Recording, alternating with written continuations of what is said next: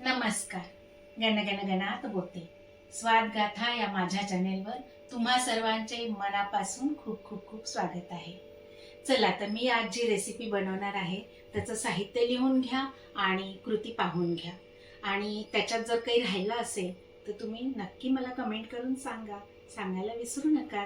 आणि माझ्या चॅनेलला लवकरात लवकर सबस्क्राईब करा, लाईक करा, शेअर करा आणि बेल आयकॉनवर क्लिक करा. चला तर मग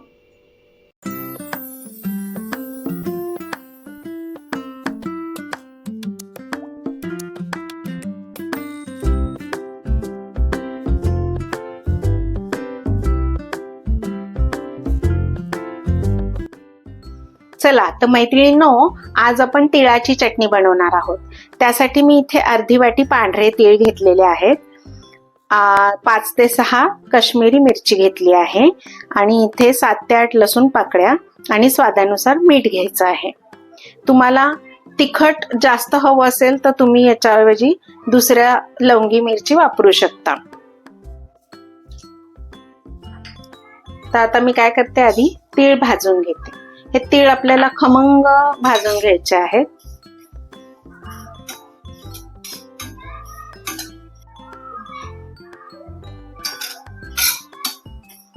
हे पहा, असे हे भाजत आलेत. आता जवळपास हे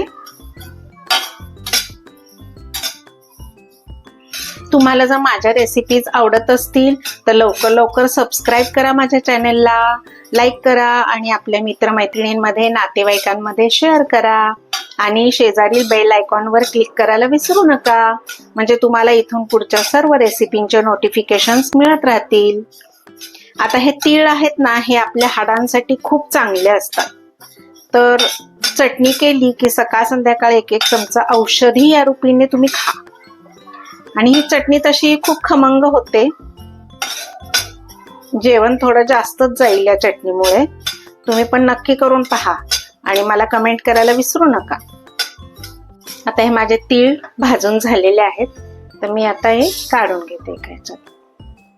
आता आपल्याला काय करायचं आहे, थोडंसं तेल टाकायचं आहे आणि ही मिरची भाजून घ्यायची आहे. आता हे लांब लांब मिरच्या आहेत, तर मी काय करते, हे थोडेसे तोडून टाकते याच्यामध्ये. अशा तुम्हाला जर बी नको असेल ना तर बी सुद्धा तुम्ही याच्यातले काढून घेऊ शकता मिरच्या. थोडासा आपण लसूण पण टाकून घेऊया, म्हणजे याचा कच्चेपणा थोडासा जाईल. आणि 1 चमचा खोबऱ्याचा किस टाकत आहे, सुक्या खोबऱ्याचा किस आहे. आता हे आपल्याला छान असं खरपूस भाजून घ्यायचं आहे.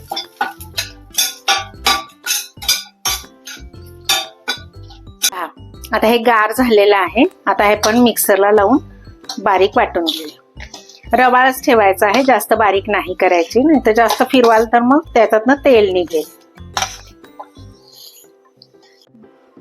हे पहा, ही अशी झाली तिळाची चटणी. तर कॅल्शियमचा भरपूर स्रोत असलेली ही तिळाची चटणी तुम्ही पण नक्की नक्की करून पहा आणि मला कमेंट करायला विसरू नका. चला तर अशा स्वादिष्ट रुचकर रेसिपींसाठी पुन्हा पुन्हा भेट द्या माझ्या स्वादगाथा चॅनेलला. चला तर मग भेटू आपण पुढील नवीन व्हिडिओमध्ये नवीन रेसिपीसह. तोपर्यंत मस्त खा आणि स्वस्त राहा. माझा व्हिडिओ पूर्ण पाहिल्याबद्दल खूप खूप खूप धन्यवाद. बाय.